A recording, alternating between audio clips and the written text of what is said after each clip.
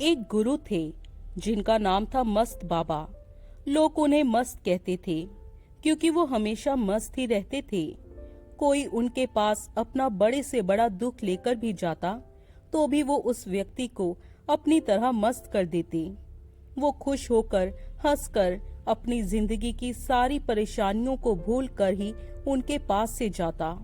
और ऐसा इसलिए है, जो हमारे पास होता है वही हम बांटते हैं। उस गुरु के पास, उस मस्त बाबा के पास खुशी थी और वो खुशियां ही बांटते रहते थे। एक दिन मस्त बाबा रात के समय कहीं जा रहे थे। रास्ते में उन्होंने सोचा कि रात भर के लिए कहीं विश्राम कर लेते हैं। उन्होंने एक घर का दरवाजा खटखटाया। अंदर से एक औरत बाहर आई। मस्त बाबा ने कहा, पुत्री, क्या आज रात के लिए आश्रय मिलेगा? उस औरत ने कहा, बाबा, मैं एक विधवा औरत हूँ।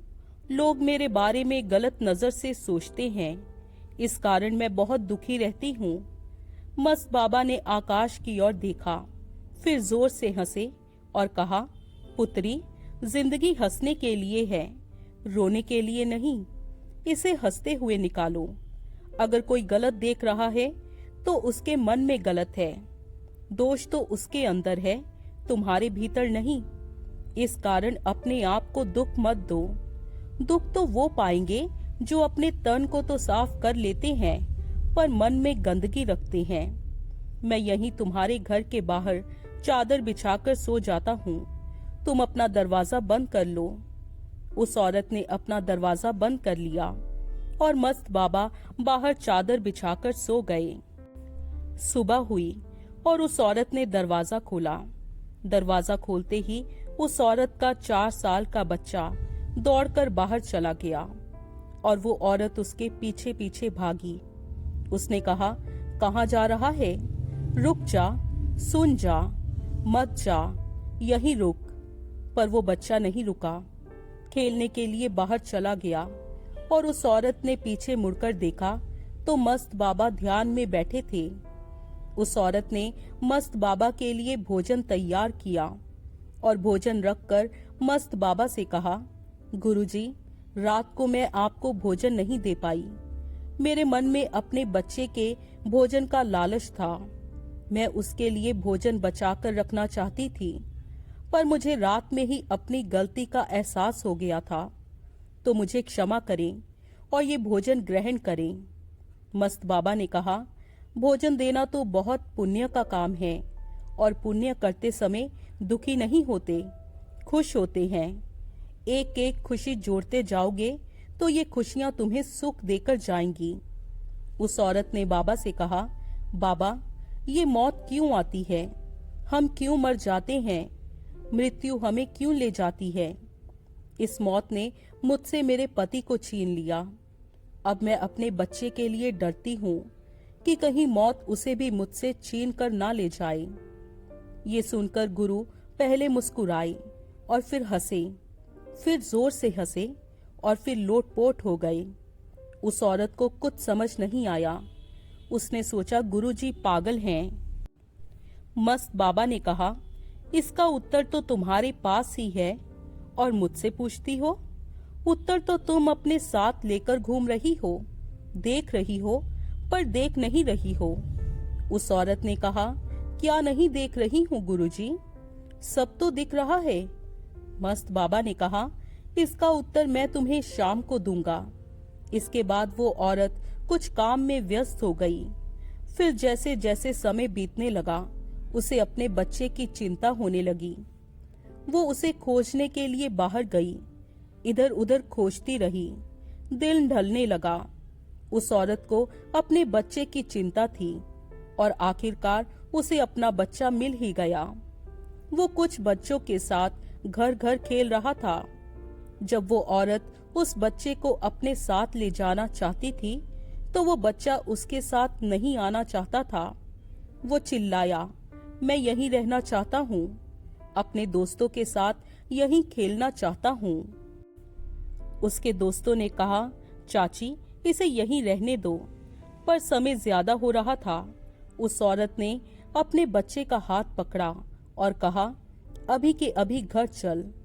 वो बच्चा रोता रहा और वो औरत अपने बच्चे का हाथ पकड़कर घसीटते हुए घर ले आई और कहा, बहुत बिगड़ गया है, यहीं रुक और भोजन कर।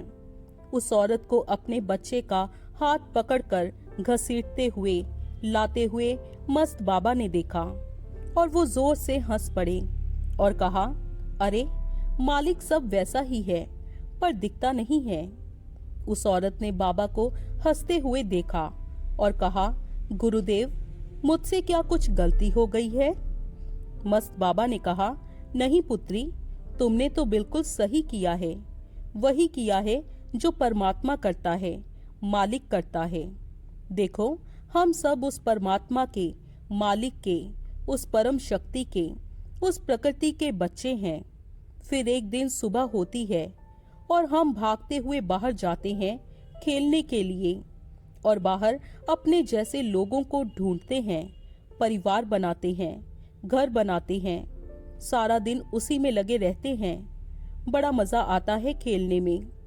कभी हम आपस में लड़ते हैं, कभी रोते हैं, कभी दूसरों को नुकसान पहुंचाते हैं और जब भी हम दुखी होते हैं तो चिल्लाते हैं। भगवान, जैसे तुम्हारा बच्चा चिल्लाता है माँ, और जैसे तुम अपने बच्चे की देखभाल रखती हो वैसे ही वो मालिक भी अपने बच्चों की देखभाल रखता है। और जैसे तुम अपने बच्चे को ढूंढने के लिए बाहर जाती हो, परेशान होती हो, वो कहाँ गया, क्या कर रहा होगा, ठीक तो होगा ना, वैसे ही वो भी अपने बच्चों को ढूंढने के लिए चल पड़ता है। वो कहाँ है, क्या कर रहा है, कैसा है, बहुत देर हो गई वापस नहीं आया। और हम कहीं पर कुछ और लोगों के साथ, कुछ दूसरे लोगों के साथ घर घर बनाकर खेलते रहते हैं, लड़ते रहते हैं। तभी वो आता है और हमारा हाथ पकड़कर खींचकर ले जाता है, क्योंकि शाम होने वाली है, रात हो जाएगी। अपने टाइम पर वो सभी को ले जाता है, क्योंकि उसे तुम्हारी चिंता है। और जब वो तुम्हें ले जाता है तुम कहते हो मौत आई, मौत आई, मृत्यु हो गई, वो मर गया, मैं मर गया। जैसे तुम्हारे बच्चे के दोस्त रोते हैं जब तुम उसे अपने साथ ले आती हो, और जैसे तुम्हारा बच्चा तुमसे समय मांगता है खेलने के लिए, वैसे ही सभी लोग, और जो मर रहा होता है उसे और समय चाहिए होता है। पर सही तो ये है कि हम वापस अपने घर आते हैं, मरते नहीं हैं। जैसे ही तुम अपने बच्चे को घर ले आई, है ना बड़े मजे की बात। जो काम हम करते हैं वही मालिक करता है। उस काम को करते हुए हमें बुरा नहीं लगता, और जब वो करता है तो हम रोते हैं, चिल्लाते हैं। ये कहकर मस्त बाबा अपना झोला उठाकर चल दिए। उस औरत को भी समझ आ गया और वो निडर हो गई। वो समझ गई कि उसकी देखभाल करने के लिए कोई है, उसे बस अपनी देखभाल करनी है। उसके और उसके बच्चे को कोई परेशानी नहीं है। हम यहाँ खेलेंगे, कूदेंगे, रोएंगे, एक दूसरे को सताएंगे, मेहनत करके घर बनाएंगे और एक दिन वापस वहीं चले जाएंगे जहाँ से आए थे, यानी अपने घर। यहाँ पर आना बहुत अच्छा है, मन लगता है, और घर भी जाना होता है, वो भी जरूरी है।